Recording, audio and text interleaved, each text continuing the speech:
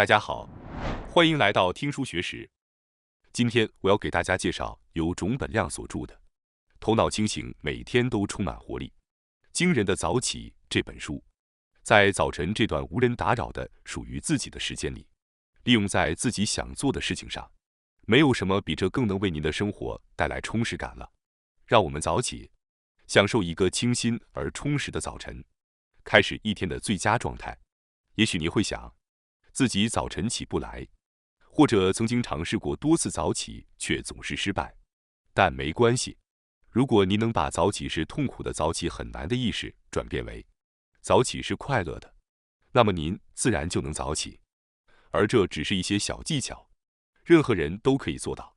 今天视频的内容包括以下3个部分：第一，早起如何戏剧性地改变您；第二，基于心理学的早起方法；第三，能迅速起床的有效方法——早起触发器。首先是第一部分，早起如何戏剧性地改变您。对于那些为了学习或工作而实践早起的人来说，大家一定都曾有过这样的感觉：早晨比晚上更高效。早起后的2-3个小时是大脑的黄金时间。根据脑科学的研究，在我们睡觉时，大脑会进行整理，因此早晨的信息处理速度会很快，大脑处于最佳状态。与其在晚上强迫自己努力1个小时，不如在早晨集中精力花10或15分钟，这样效果会更好。大家常听说，早起能让生活变得不同。这本书的作者就是因为早起而改变了自己的人生。作者并不是从一开始就能早起的，实际上他最开始是个喜欢睡到最后一刻的人。在高1的时候，他在全国模拟考试中得了30的偏差值，内心充满了自我否定的思维，觉得自己毫无希望。然而在随后的时间里，他经历了一次重新审视生活的事件，开始了早起。这让他的心态变得积极，开始认真思考自己的未来和方向，决定从头开始学习。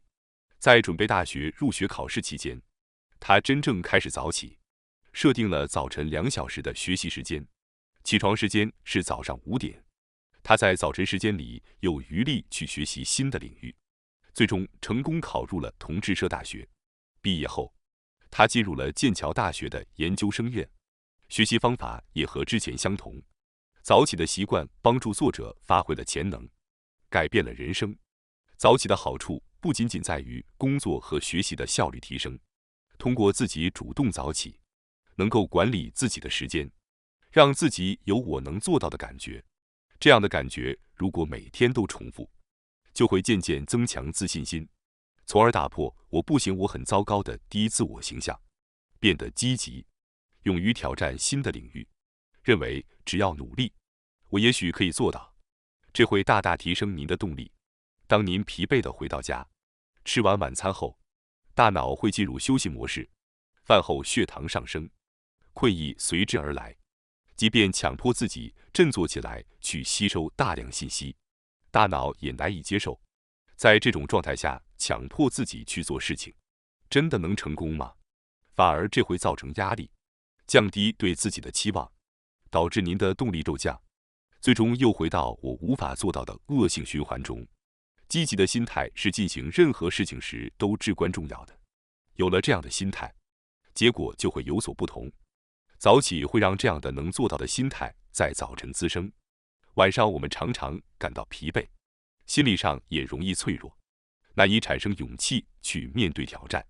因此，早起能让我们在早晨亲身体验到这样的感觉。更重要的是，早晨的学习和工作效率高，会让你以良好的心情开始一天，保持高昂的动力度过整天。如何度过早晨？这对整天的生活方式有着巨大的影响。这些日常的积累最终会改变您的人生。即便如此，有些人可能会想象自己每天早起是很难的，或者自己太忙，根本无法早点上床睡觉。这样的想法也许在很多人中普遍存在。但是，尽管现在您难以相信，如果您真的坚持早起，这些担忧和烦恼都会得到解决。作者提到，早起会自然而然地提高对时间的意识，无论做什么事情，效率都能让人惊讶。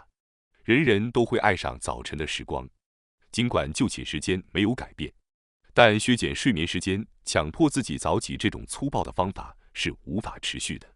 因此，为了早起，有必要提前就寝。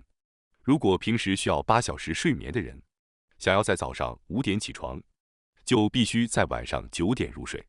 那么，为了在晚上9点入睡，应该怎么做呢？这就会成为日常生活中的一种意识。结果，我们会改变思维，不再在白天浪费时间，而是高效地利用时间。这样的话，早晨的时间质量以及整天的时间质量都会提高。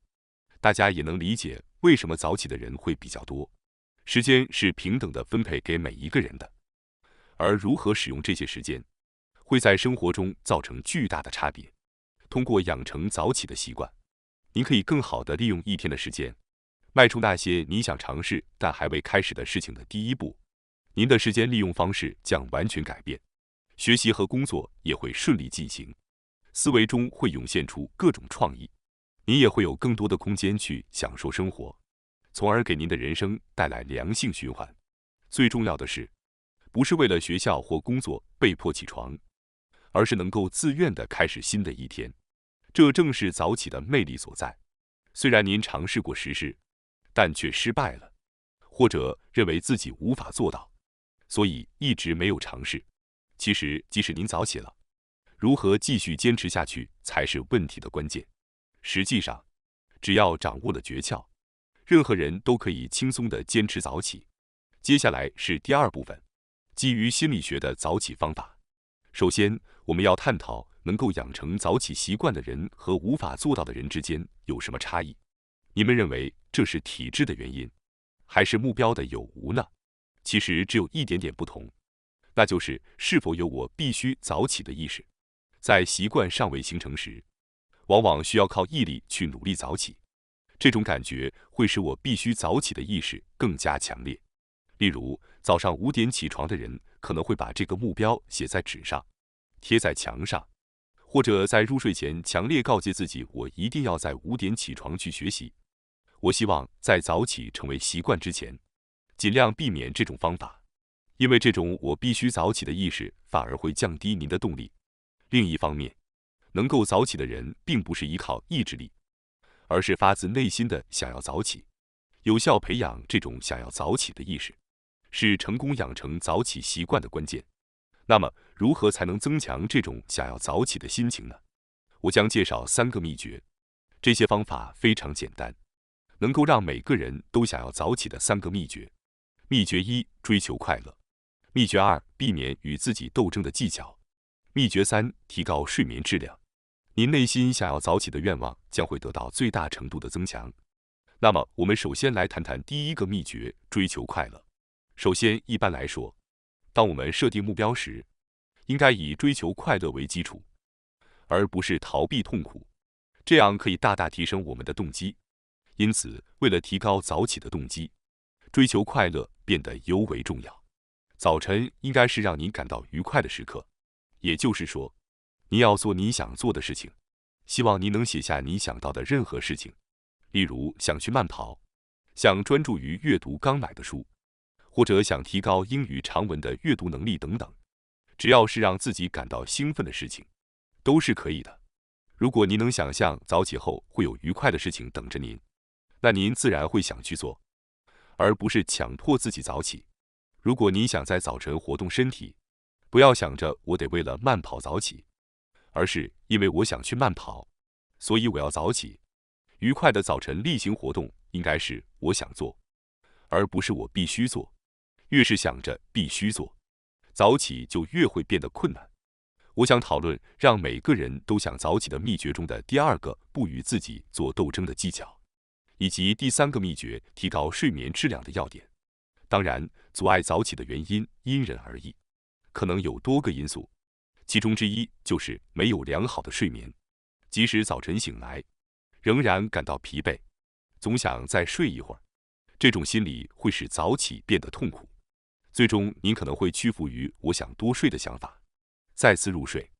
无法获得良好睡眠的原因可能有很多，比如应酬导致回家晚，或者因为睡前进食和饮酒而导致身体无法放松，亦或是看电视、玩手机，一旦开始就停不下来，从而影响睡眠。今天我提到的这些诱惑，比如应酬、睡前的饮食、电视和手机等，都会让我们陷入困境。2017年，卡尔顿大学和多伦多大学的教授对159名大学生进行了一项研究，结果发现，目标达成率与接触诱惑的次数成反比。也就是说，接触诱惑次数较少的人能够达成更多目标。因此，如果你想实现目标，就应该尽量减少与诱惑的接触。因此，如果想要成功早起，避免那些妨碍良好睡眠的诱惑是非常重要的。需要注意的是，在这里不能让诱惑战胜自己。想做但又不该做的事情，试图控制自己反而会导致动机下降，所以最好避免这样做。那么应该怎么做呢？首先明确哪些诱惑会阻碍您的早起，并采取相应的对策。当你想养成早起习惯时，可能会遇到哪些阻碍因素呢？什么会妨碍您的睡眠？每个人都应采取措施对付的诱惑，一个是酒精，另一个是手机。这些诱惑会导致您入睡变晚的人非常多，因此我们应该事先采取措施。首先，对于酒精，作者坚持不购买整箱或套装的酒，虽然单价看起来便宜，但如果酒在家里，就可能会诱使您多喝，这在早起习惯的培养上是个很大的缺陷。因此，不要批量购买，只需购买当天要喝的量，这样就不会被再喝一瓶这样的诱惑所打动。接下来，手机的对策也适用广泛。睡觉时最好不要触碰手机，也不要把手机放在身边。作者通常在睡前至少提前30分钟放下手机，避免在卧室使用手机。大家一般在睡觉时给手机充电，所以要避免在卧室放置充电器。作者会把手机放在客厅充电，这样在卧室就不会被手机的光线或通知所打扰，从而能安稳入睡，也不会因为无聊而玩手机而影响睡眠。无论多么琐碎的事情，做出决策都会给大脑带来负担，导致大脑消耗殆尽。这次我们致力于养成早起的新习惯。对于某些人来说，生活节奏可能会发生180度的变化，因此重要的是在每次受到诱惑时，不要和自己做斗争，而是要事先消除诱惑，避免这一斗争的发生，以免在关键时刻动摇心态。除了避开诱惑，还可以通过以下注意事项来提高睡眠质量。大家可能已经知道了，简单来说，就是要避免手机、电脑和电视等发出的光线，也不要在睡前进食。晚上要控制咖啡因和酒精的摄入，这些都是要避免在临睡前进行的活动。良好的睡眠周期是成功的关键。接下来是第3部分，能迅速起床的有效方法——早起触发器。为了顺利地养成早起的习惯，减少我必须早起的意识，设定一些让人期待的早晨活动是非常重要的。此外，为了不被各种诱惑所干扰，应该避免在身边放置诱惑物品。接下来，我将更深入地介绍一些有效的早起触发器。这些方法能够自然地产生您想要早起的心情，让您能够迅速起床。触发器指的是引发某种行为的刺激。接下来介绍的早起触发器已经被很多人尝试过，并且效果得到了验证。将早起触发器融入您的生活中，你会不知不觉地养成想要早起的心态，最终能够在不太费力的情况下早起。这些早起触发器的关键在于，它们并不是在催促您，而是激发您的情感。随着时间的推移，您内心想要早起的愿望会越来越强烈。那么，接下来我们来看看这4个有效的早起触发器：1. 准备你喜欢的饮品； 2. 制作早起日历； 3. 拥有固定的起床后例行程序； 4. 睡前进行拉伸。我将逐一为大家详细解释这些方法。首先，我们从第1个有效的早起触发器——准备你喜欢的饮品开始讲解。早上醒来时，如果想起有自己喜欢的饮品，就会更加想起床。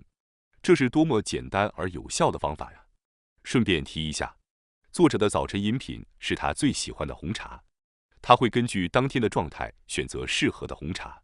喝红茶时感到放松，心中自然而然会涌起好，我要加油的动力，进而自发行动。这个流程身体已经记住了，所以光是闻到红茶的香味，脑海中就会立刻切换到行动集中模式。实际上，像红茶、咖啡等香气浓烈的饮品，能够通过鼻腔刺激大脑，让您更容易进入状态。如果你喜欢其他饮品，那也是可以的。或者您可以选择早餐时想吃的美食，一定要找到能够激发您行动的触发物。接下来，我将为大家讲解第2个有效的早起触发器——制作早起日历。虽然我提到制作，但并不需要自己动手制作。如果您决定要早起，建议您准备一个专门的日历，和您平时使用的日历分开，然后逐天用笔把成功早起的日子涂上去，仅此而已。